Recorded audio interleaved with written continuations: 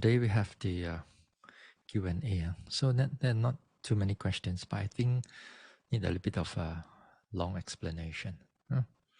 So, okay. So let us go to the screen sharing. Not too difficult tonight, one. Don't worry. Not too difficult. Okay.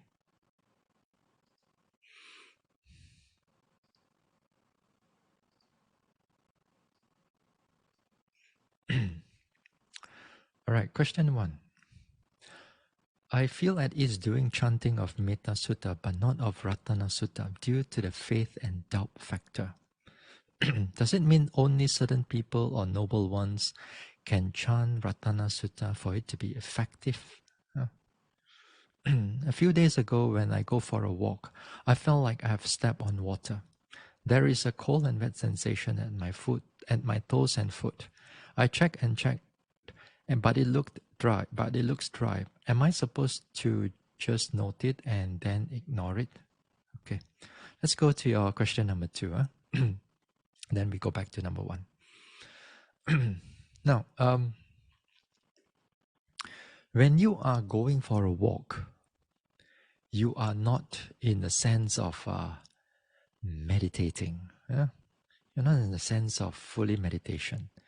But of course, it's good that if you felt something, if you felt certain sensation, like for example, like cold and wet sensation in your foot, then okay, once in a while you may want to check it. It's all right, But then if you check it and it looks dry, then perfect. Then after you carry on, then it's perfectly all right. Yeah, this one you don't have to worry about it too much. But there are times when it's cold and wet. Then after that, when you open up your shoes, it's actually wet. It's actually cold, and it's actually red. Why? Because your blood is all oozing out. Sometimes you go for a walk, you may find a leech or 1 or 2 leech just stuck to your feet, Then the leech as you walk, and then how come my leg is getting wet and getting wet? And there you are, you open up, and you see all red color, all the blood is there. Yeah. And at one time I was sitting in the car, after I finished a walk, and then I came back in then on the car together with a devotee. He was driving and I was sitting beside. And I was sitting there. And then I was after some time I felt that how come the buttock is getting wet? I'm sweating quite a lot. Then after that, when I get up from the car, then I look at the seat. Oh goodness, I wetted the area. The seat become red color. Like having a period like that.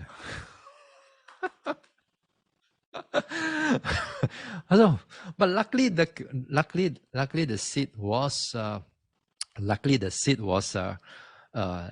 seat. Therefore, it unable to the blood unable to stain. So it's just by using a wipe it, then perfectly all right. If it's a fabric, then it's a problem. Yeah. So when you go for a walk, it's good that once in a while we check here and there.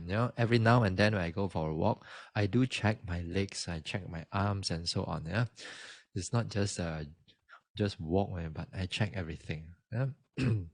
Anyway, here it's okay. Yeah, all right. Let's go back to number 1. I feel like it's doing Metta Sutta, but not Ratana Sutta due to faith and doubt factor. Does it mean certain people and noble ones can chant Ratana Sutta for it to be effective? Well, let's look into Metta Sutta and Ratana Sutta. Now, Ratana Sutta, generally, it is meant for like pandemic time, Sometimes we see in the internet, we notice that there's a lot of monks who are doing Ratana Sutta chanting.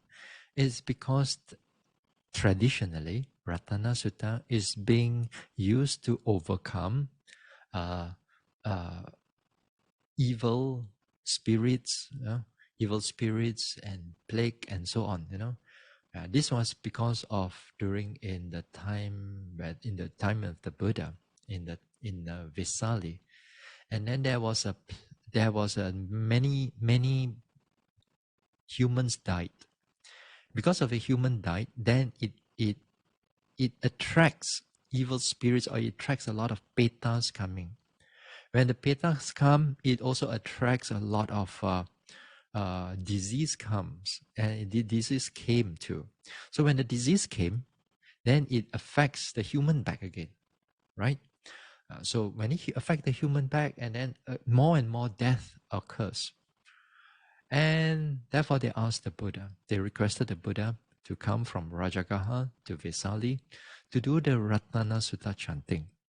And after do the Ratana Sutta chanting, learning the Ratana Sutta, and Venerable Ananda, go around Vesali and then sprinkle water, holy water all around the place, and then they were cured. The city was cured. Was able to overcome the plague and famine and so on. So therefore, with that, we usually use it that for this occasion. And this Ratana Sutta, it's not only for noble ones. Everybody also, if you have certain degree of faith, then of course you can chant. Of course, if initially you may not have the faith, but chant it anyway, if you can. Perhaps later on, that type of understanding through the understanding of the nature of the sutta, then you begin to have faith over time. You may not have faith right now, but over time the faith may start to pick up, which is good for you. So don't put it aside first. Don't rub it off yet. So just if you want to do it, then do it. That will be very good for you. But Metta Sutta is more of a general. We use it more of a general, but specifically at times of, like, again, traditionally we use it to overcome certain fear of evil spirits again, because of the nature of the monks went to a certain place to meditate, but then was affected by all kinds of spirits go back to see the Buddha. The Buddha gave them Metta Sutta, and then they go back there. They went back there, they chant the Metta Sutta, the spirits were happy, then the monks could able to meditate. Then with the monks could able to meditate, the spirits begin to support them, to help them, to protect them. Then the monks, within the 3 months, they attain arahantship. So usually also this Metta Sutta, we use it we use it for almost everything.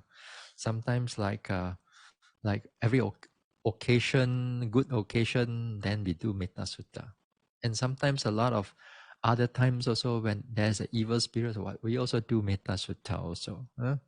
Sometimes even death also, at certain times, we also do Metta Sutta, but not only for the death, but the deceased, but also for the one who are living.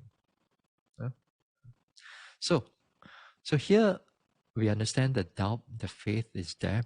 So hopefully you can able to understand the English version of Ratana Sutta, and then by understanding it, then it will be good for you.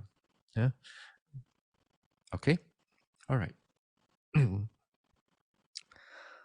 Let's go to a second question of a second person who asked the second person. Now the next question is it's connected to Metta Sutta, but it can be quite long, looking from a different perspective. Okay. Bhante, there are 3 questions to be asked from this passage from Mahasi Sayadaw's book, Brahma Vihara. Question 1. So beings who have come forth, depending on sticky substance from plants, shrubs, grass, vegetation, or mucilage, etc., at the moment of rebirth consciousness takes place are regarded as Sambhavesi. In the case of devas, are they Sambhavesi first, then Buddha immediately afterwards? Okay. So, according to Mahasi Sayadaw, the manner of developing metta with a view of to bring about prosperity and wealth is correct practice. All right. Now, the question here is related to the book Brahma Vihara, which is also actually a very good book. If you want to learn about the Brahma and also you want to learn about the Metta Sutta, not only give you the English translation, this Brahma Vihara, but it gives you point by point explanation, which is very good. And Mahasi Sayadaw derived it from I think mostly from Sutta Nipata, where this Metta Sutta is, and the commentary on it, and also Mahasi Sayadaw explained a lot of things in the terms of theoretically and also practicality, which is very good book. And also nowadays this book Brahma Vihara, there are also some translator has tweaked edit the language to a more easier to read, a newer version of this Brahma Vihara, which you can find this book in the internet. You just type Mahasi Sayadaw Brahma Vihara, it comes out different form for you to see. They're older English. It's older, not so good in the edition, which is done by the Burmese. And I believe that the newer version done by more of a Westerners, they edit, they tweak the language a little bit so that it's easier to read. But anyway, question 1. You see the question 1, I put it in green, and then there's a reddish in color or orangey in color, and then there's a pink in color. And because of due to the passage, and I need to this one, to connect it. Now, question 1. So beings, anyway, when this thing was sent to me, it was take a photo and then from this one, and it's a bit difficult for us to read. Okay, it's a bit difficult for us to read. So let me delete this. Okay, let me delete this, and then I put it in another way because I have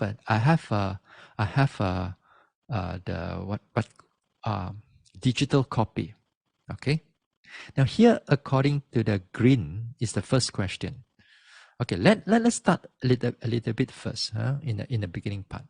Putting it in another way, it means that a person who has entered into a womb of an earthly mother, that is at the time of conception, Sambhavesi, at the time of conception, seeking for a new existence.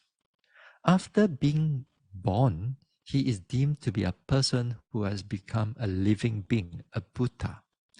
Similarly, creatures who are about to come forth from egg is Sambhavesi. Now, the question is this: if the gestation period has passed and it already hatched, it means Buddha. Beings who have born complete with the material body. Hold on, I make it bigger a little bit. Okay. Beings who have born complete with material body, and beings come forth depending on viscous or viscid sticky substance from plant, shrub, grass, vegetation, or mucilage, etc., at the moment of rebirth taking place are regarded as beings or creatures in the making, that is, about to become. All right? About to become. Now. The question is this, because we go back a little bit more. We go back a little bit to this one. Okay, let me this one. This is a passage from Metta Sutta. Dittawa yewa aditta yewa dure wasanti abidure. Buddhawa sambhavesi wa sabbasatta bhavantu sukhitata. The word here, sambhavesi, Sambhavesi. And the word Buddha.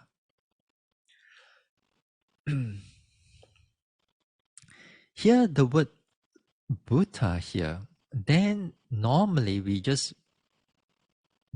in the translation, we just use it as beings. But because of they use the word together with Sambhavesi, then here the English translation, I took it from Bhikkhu Bodhi, whether they have come to be or will come to be, whether they have come to be or will come to be.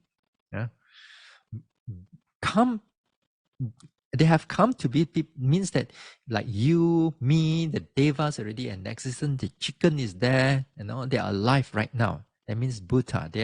Whether they have come to be, that means they have come to be, or will come to be. Will come to be, the word Sambhavesi here, it means seeking for existence. Because there's a word bhava, to become. Sambhavesi, a seeker to become for existence. All right? Now, you and I, or rather, Putujanas, and also below Anagami, not Arahant, below Anagami and until all the Putujanas, all beings are Sambhavesi in a sense that they will seek for existence. Whether you like it or not, the craving of becoming, bhava tanha, it's still there in us, right? Because of that bhava tanha is there, then beings will seek existence from one existence to the next existence to the next existence. So Sambhavesi, it means those beings are seeking for existence. Okay. All right. So this one is below this one. So and for this particular Metta Sutta, the word Buddha here, the word Buddha here, they specifically for Arahant. Specifically for Arahant. But in other times, Buddha just means beings. But for this part, the commentary put it as those for whether they have come to be is for Arahant. So therefore, Arahant and non-Arahants.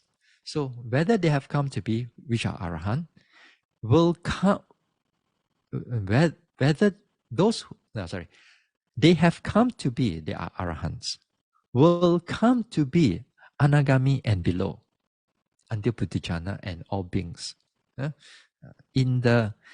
For this type of, for Metta Sutta.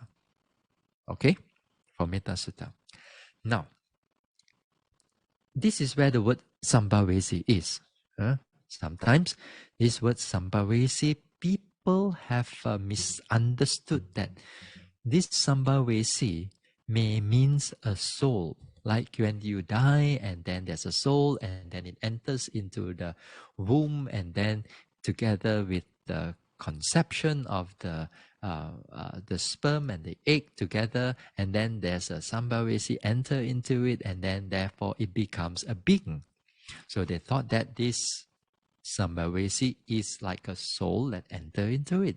But this word Sambhavesi is not a soul, is not this one. Afterwards, we're going to look into it a little bit more on this Sambhavesi and what it meant by it.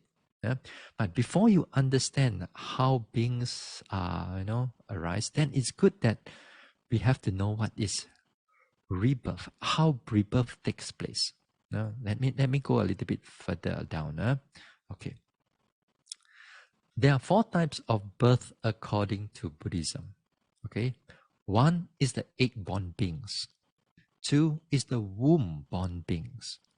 Now, egg-born beings, it's easier for us to see because we can see the egg is there, like a chicken, like a duck. Okay, egg-born being. A womb-born being is like a human-born. Or certain animals are also womb-born beings. Okay.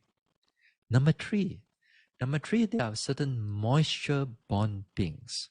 Lower forms of animal life. There are certain animals that they form not by egg, not by womb, but due to the external condition. They have certain liquid, certain plant liquid or animal liquid that they can able to reborn from there. How is it like? There are sometimes in the National Geographic documentary. Sometimes I've seen this type of this one. These are not. I mean, if you want to talk about bacteria, they are also like that. Yeah. If you want to talk about virus, they're like that. But whether they are actually a being or not, whether they have consciousness or not, that is another thing. Yeah? But there are also beings which have consciousness. They born just like a bacteria like this. And they need certain external, certain liquid, certain temperature, certain condition, and then they can able to form. Okay?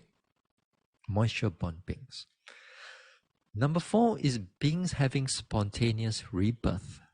These are devas, petas, and hell beings, and usually spontaneous rebirth, you cannot see them. Most of the people cannot see them. Most of us, we cannot see all these things. But there are some very small percentage of people, once in a while, they can able to see this type of beings.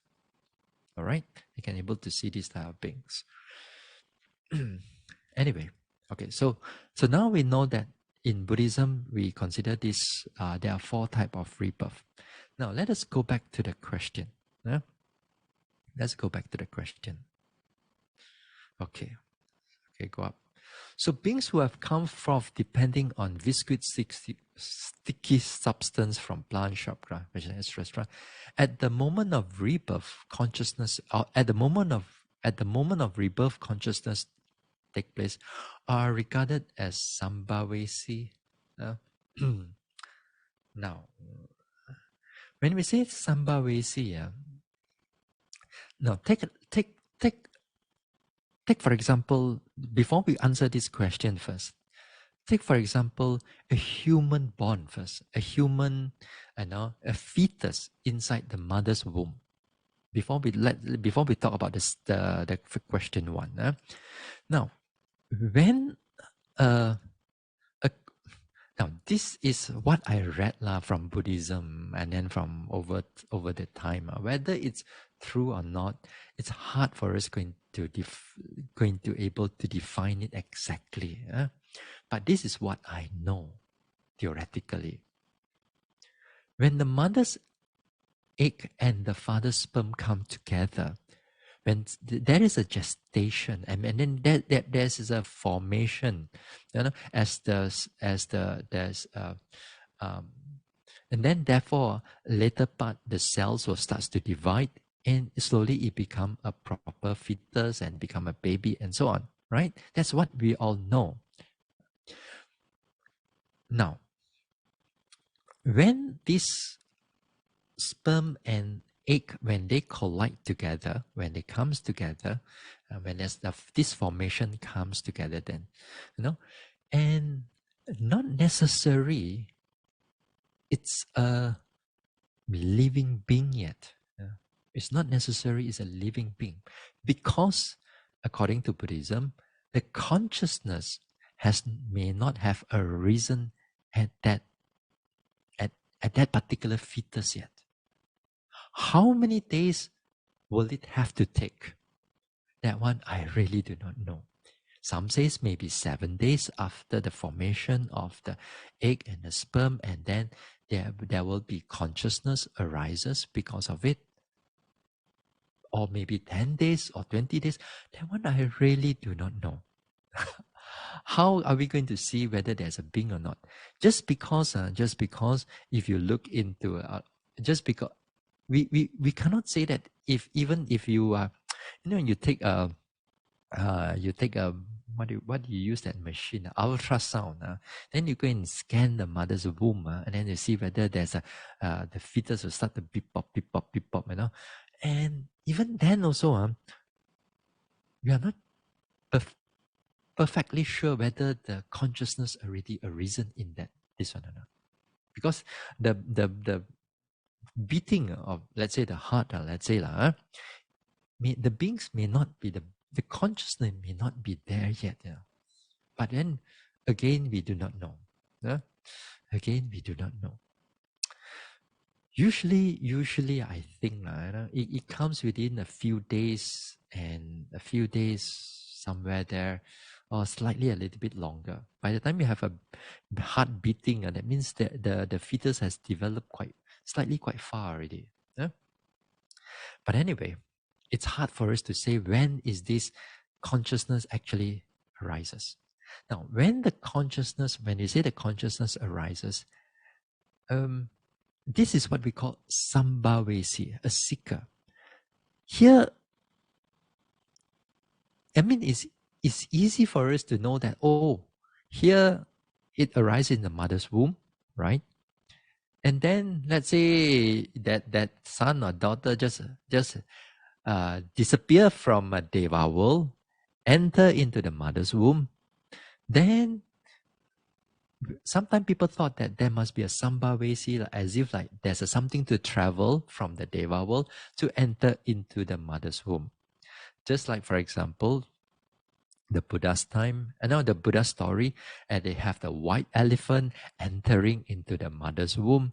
No, that is a description of sambhavesi, but it's not like a white elephant enter into it, It's just like a deva pass away from that deva realm, and then it arises right at then when it disappeared, that the last consciousness happened, then here the new consciousness takes place in the mother's womb. That is what we call sambhavesi, seeking for rebirth. That means he still able to reborn. There's no in between. There's no in between. Now, back to the question one again. Now, again, it's the similar concept. When the mucilage, or when all these liquid substance and the conditions are right, doesn't mean that there's already a being there.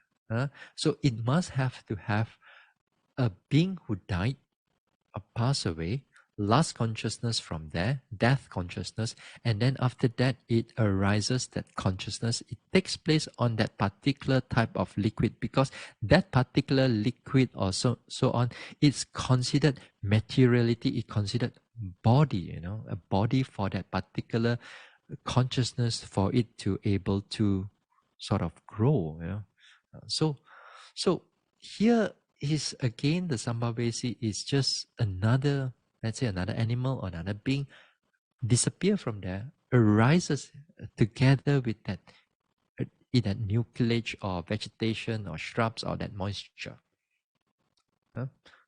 This is what it meant here. Similar. Now, question number 2. In the case of devas, are they sambhavesi first, then Buddha immediately? No. Again, this is theory, because I cannot fly to a deva world and able to see all of them, how they exist. It's impossible. Now, again here, you see, in the case of Devi, they are spontaneous rebirth. Okay, they are spontaneous rebirth. When spontaneous rebirth takes place, then karma takes place. All right, and the karma is important. The karma here is that, let's say that particular deva pass away, and then the next rebirth also as a deva. Okay, so he passed away as a deva, immediately disappear here because of the karma itself then that karma itself produce the body of the being when that first consciousness arisen. When the rebirth consciousness takes place for the deva, immediately the materiality, which is very fine, and is being produced by the karma itself. So the body and the mind comes as if like together at one go. They don't have like external things like egg bond or moisture bond or the womb bond.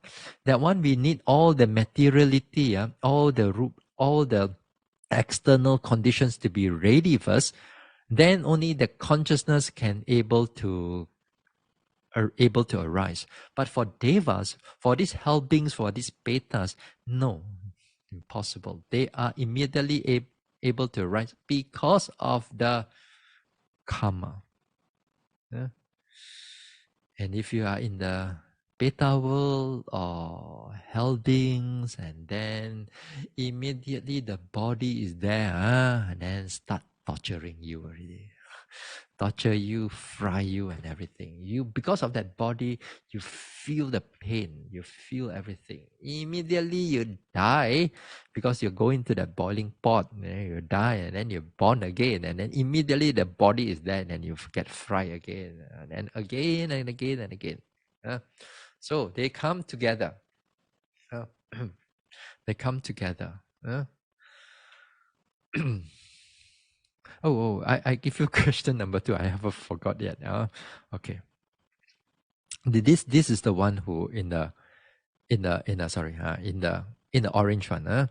All those who have come, all those become sentient beings caused by karma, without conceiving in a womb and without depending upon anything, with the sudden appearance of a material body or form, are said to be Sambhavesi.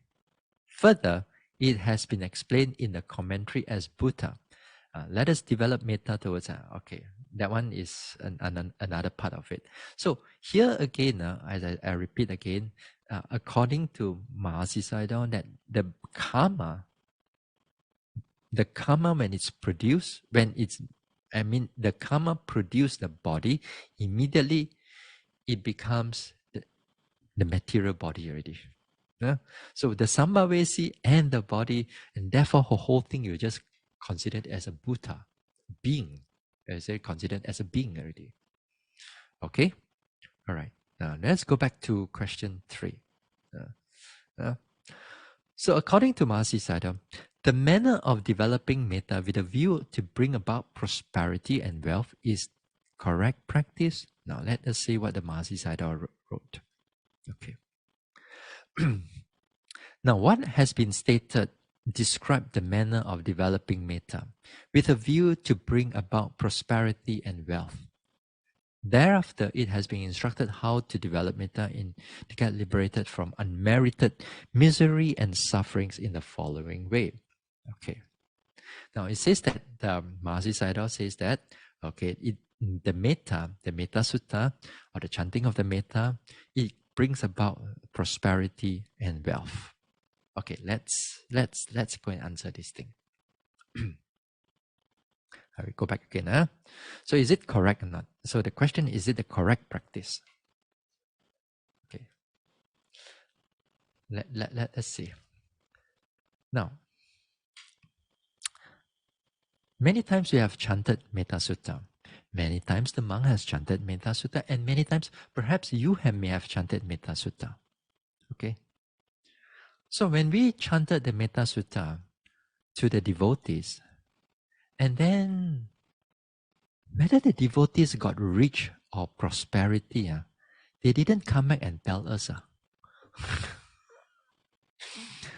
Next time, hopefully you all come back and tell us whether the Metta Sutta work or not. Then only we can see that whether it work or not. You all got your rich already, you all diam already, you all diam already. Don't tell us.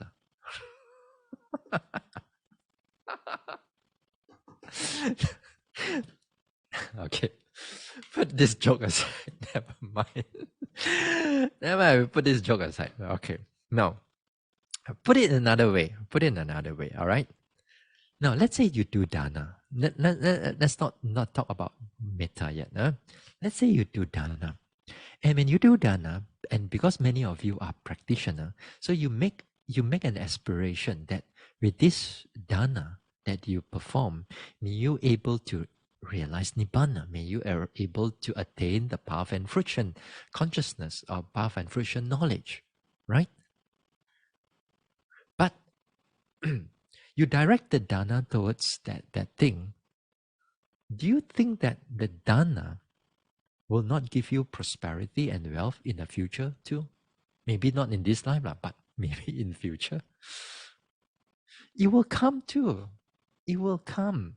Because whether when you do that dana, whether you want the when you want the merits or not, it will still come to you. Whether you request to it or not, it will still come to you. But if you don't ask, if you don't aspire for liberation, that it will not come. Yeah. But because you direct the dana for so that you have a proper condition, a good condition, that means you have health, you have wealth, you have financial stability, then only you can meditate, isn't it? Then only you can able to give up on a certain, then only you can meditate. If you are so poor, if you are poor and sickly, how are you going to go to a retreat? How are you going to meditate? All your mind is thinking about getting money. All you're thinking about making your body healthy. That's about all you think for the rest of your life. But because of that dana that you perform, then yes. So because of that dana you perform and you directed it for liberation, then all this wealth and all this health, it begins to support you for that liberation. So a lot of people, when they do dana, they don't do with this liberation thing. So they enjoy happiness, enjoy sensual happiness, they enjoy bodily good health, and that's about it. And they're happy, and that's about it. Getting out of liberation, getting out of samsara? No, they don't want. Huh? So similarly, when you do all this chanting of metta or ratana sutta or whatever sutta that you are doing, all this chanting, the health, the wealth and prosperity, those are automatically will come to you. Even you don't request for it, it will come to you because of your purity of your mind. That purity of your mind is a wholesome mental state.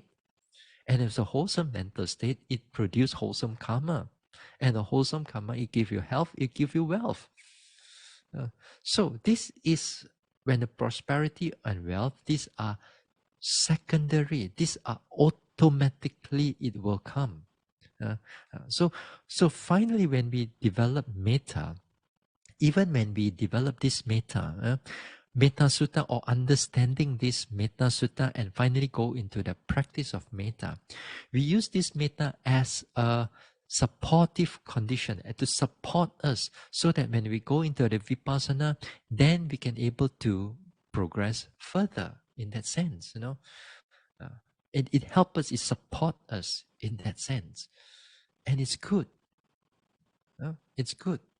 So this whole Metta Sutta is not just only happiness right here and now, but the Metta Sutta also finally at the end of the Metta Sutta, it says that it is finally for the liberation too. Right?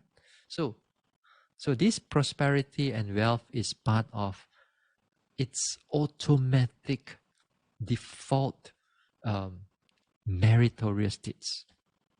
Meritorious action, meritorious result, happy result. Okay, all right, and that's about it. Sambhavesi, and also all these things. And I hopefully that all of you, if you got a chance to take up this book on Mahasi Sayadaw and take a look at it, It's a lot of things you want to look about metta, brahma, metta. I explain a lot of things. Of course, you just bear up with the English a little bit because these are translated quite long ago by sometimes, the English may be a little bit difficult. Yeah.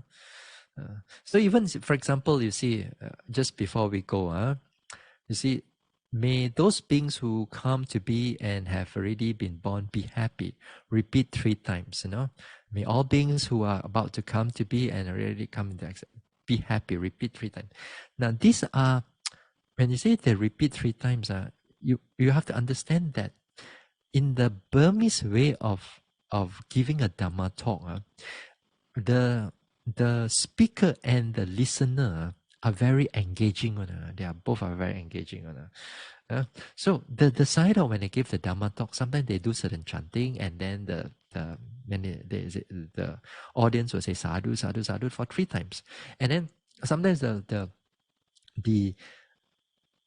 speaker will ask, especially the Sayadaw or the teachers will ask the listener to repeat certain verses. For example, these are certain verses, and they always repeat 3 times. They repeat 3 times. So sometimes when you listen to their Dhamma talk, if you happen to be there in Burma, it's quite interesting.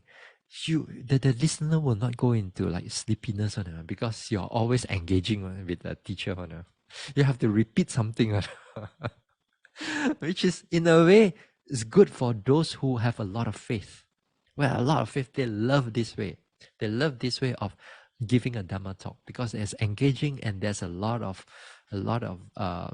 connection with the speaker and also with the Dhamma and so on. They love it. They love it. They love it this way. And it's interesting. Like the way that we give Dhamma talk is one way talk and then you all listen. After that, finish you all sao tong and then we all sao tong. Everything go to what we do.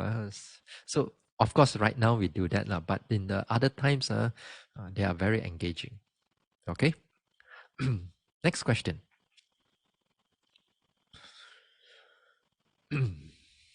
Okay. What is this? Okay. Sometimes there were complicated, advanced, and scholastic academic questions which are of very little benefit to most of us. Sometimes the questions themselves were problematic. Most of us are learners. May I suggest questions forwarded should be practical, applicable, and beneficial in our daily life and practice. They should be in the suitable domains in Dhamma and the 4 foundation of mindfulness. Buddha said, what I know is like the leaves in the forest. What I teach you is like the leaves in my palm, and they are enough for getting out of samsara. Similarly, our attention should be more narrowed down and focused only on in the suitable domains as our energy and resources are limited. Bhante has been patiently and compassionately teaching and guiding us and accommodating all our questions. May I suggest that we make optimal use of this platform for the benefits of most yogi and listener. Bhante, please comment. Thank you. All right. Okay. Now, throughout this time, we have been doing it. We have been doing these talks since maybe I think since November last year, and I've been carry on doing these Dhamma talks, and my way of giving Dhamma talk. Sometimes also I do a Q&A session because with the Q&A session we can enable us as the teacher or as a speaker to understand whether the listener or the listeners understand what we say correctly. Because sometimes we say something, they may think of something else. So the questions here is help us to open up so that we can able to straighten or to correct certain things. Now, of course, when we are learning the Dhamma, all of us are different. Uh, now, all of us are different. Some of us learn Dhamma by scholarly thinking. Some learn the Dhamma by action. They don't have much of a scholarly thing. Some action means like doing dana, doing sila. They understand that, they practice that, and they are good with it. Some learn the Dhamma by observing other people, and of course they are also doing it, practicing, and so on.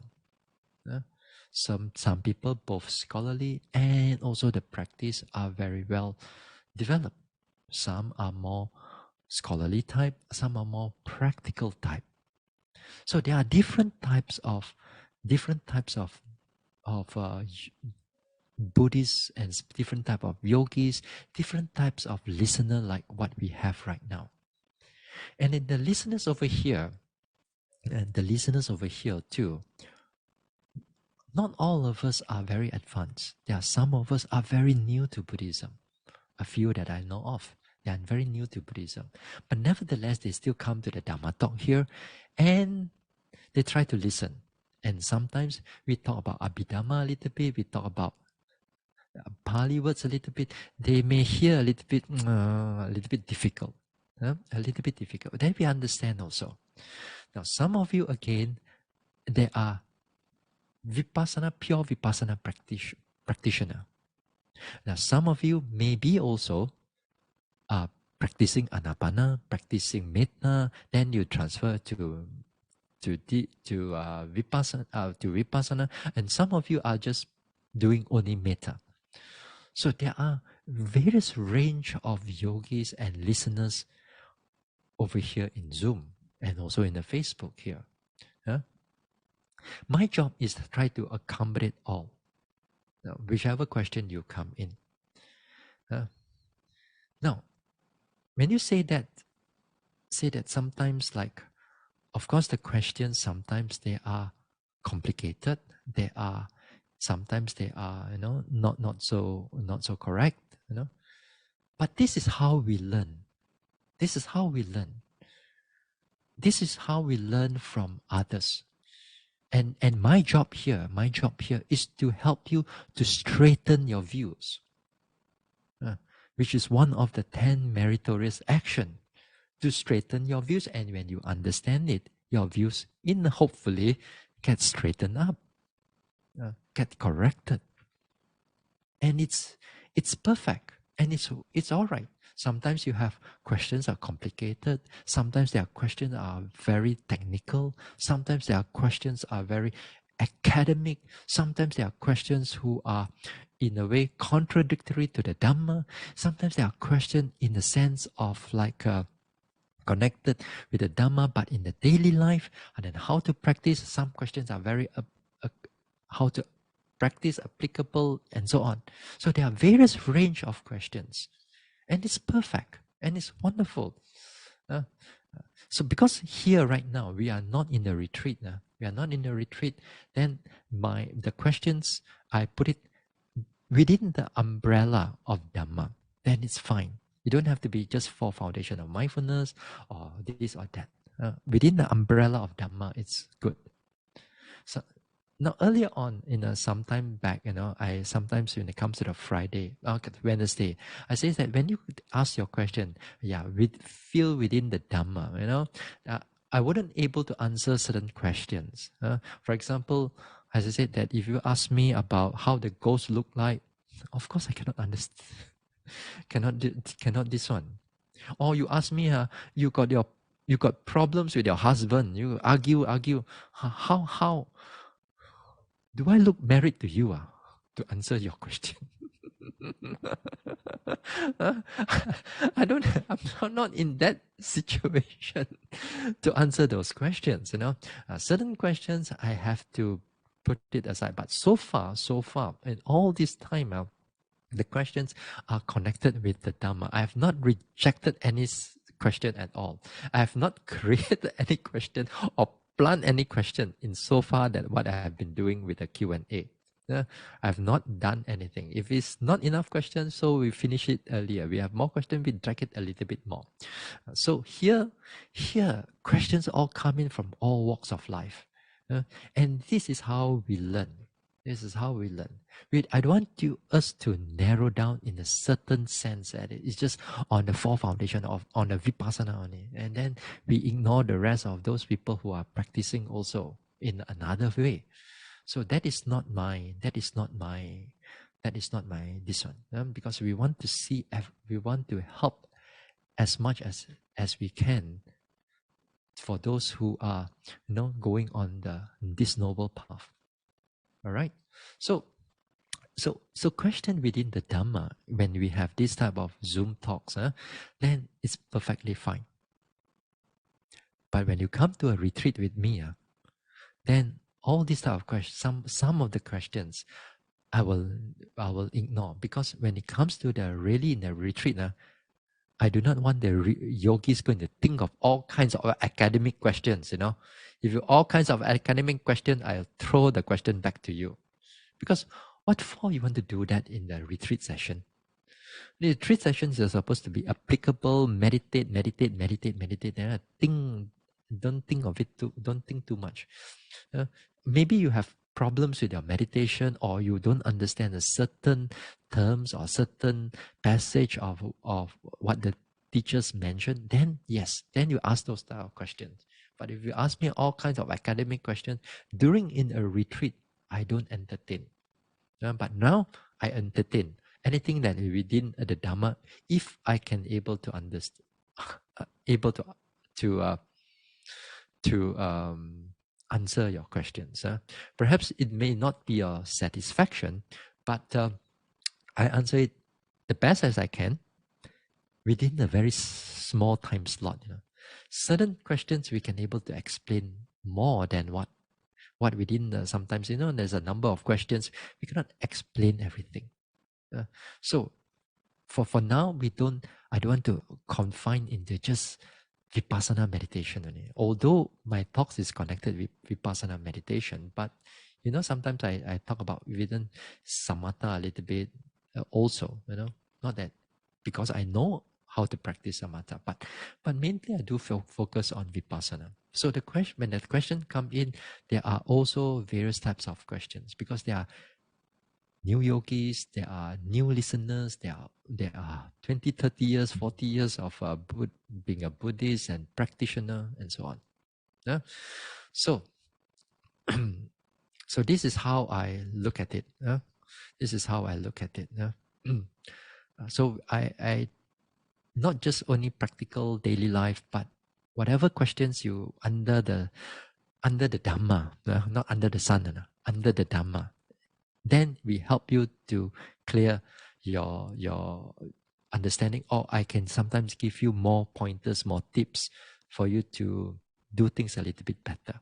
I may not be perfect, but what I can do, whatever I can do. Okay? Now, this is all the question there is. Correcting one's view, straightening where Dittiju Kamma. This is one of the 10 meritorious. If you can able to straighten, this is also one of the 10 meritorious action, mental action here. Okay? All right, that's it. There's no more questions anymore over here. All right, I think that's about it. 10 o'clock already. Okay.